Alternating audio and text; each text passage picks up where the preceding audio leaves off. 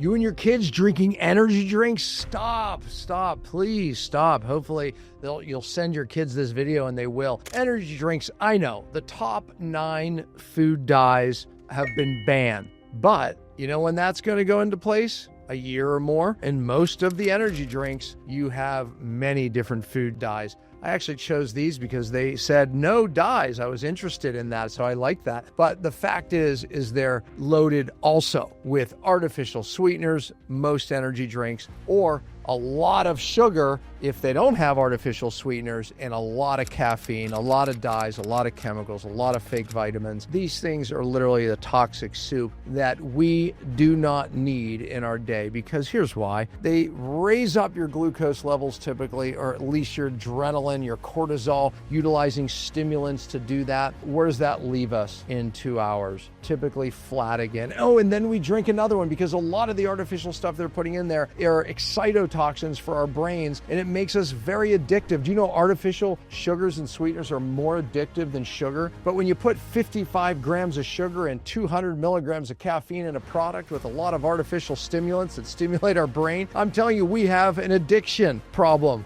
with these products. Absolutely, it is causing health problems in adults as well. It's being linked to neurodegenerative conditions. It's being linked to inflammatory diseases, increases in diabetes, and I can go down the list. I do videos on that stuff, and yet I still see the people that watch my videos. This has happened. I'm out and say, hey, Dr. Ron, I follow you on social media. In their hand is a Gatorade with artificial color and a bunch of sugar, and it's an energy drink. I'm telling you, that's happened more times than I can count. So I'm thinking in my mind, I'm really having an impact on you, aren't I? Because I have done so many videos about the dangers of these drinks. And by the way, when you go to a soccer game for your kids or a baseball game, sport game, whatever it is, what are they giving the kids? They're giving your kids Gatorade, which, because electrolytes are so important. Oh, have you looked at the ingredients? It has a little bit of sodium, maybe a little bit of potassium, maybe a splash of magnesium. Okay, they call that electrolytes. I'll tell you what there's a lot of is all the dyes. Yep, they're going to change that because they have to, but for right now, your kids are enjoying them. Oh, and they're loaded with sugar. That's why they like them. And that we're calling that health drinks, right? Because we're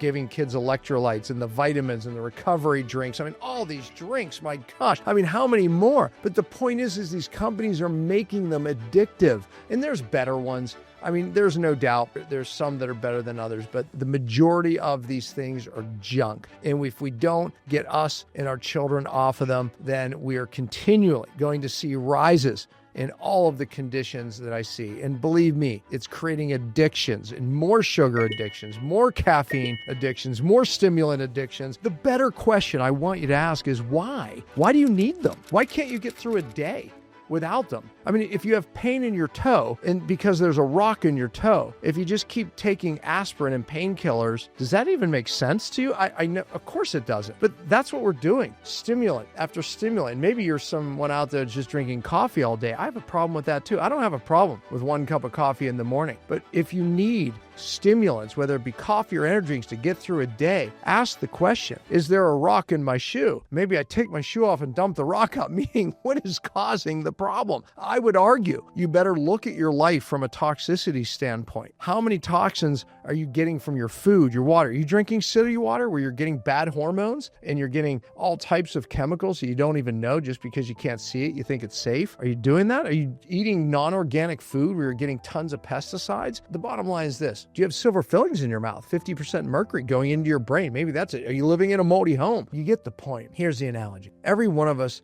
have a bucket that fills up with toxins and other stressors. I call it the stress bucket. Some of us are more gifted than others. Some of us have bigger ones. Some of us have smaller ones. The point is this, they start filling in utero. Yep, you inherit your mother toxins and even your dad's differently. And the bucket fills till one day it overflows. That's when the anxiety starts, the brain fog, the hormone problems, the chasing, no energy. We start going, I'm fine, but you're doing stimulants all day to get through a day that's not fine. You're ruining your your hormones. You're driving cortisol up and adrenaline up to get through. And no wonder if you analyzed your sleep, even if you sleep through the night, you're not getting deep sleep because you're using stimulants through the day, because you're driving your cortisol. You're throwing your body out of a normal rhythm, right? And you're literally stimulating adrenaline. What does that do for your hormones? It literally puts you in what we call a sympathetic state where you're in fight or flight and you're wondering why you need an antidepressant maybe, or you just don't feel like yourself anymore. So what if you ask the question, why do I need stimulants? And I started saying to my question, what's filling my bucket? Because once the bucket's overflowing, yeah, you need stimulants. You can't get through a day. One of the first things when I got sick was just low energy for no reason. And then it became chronic. Then it was sleep. Then it was anxiety. But we better start asking a better question. How much coffee or energy drinks do I need in the day?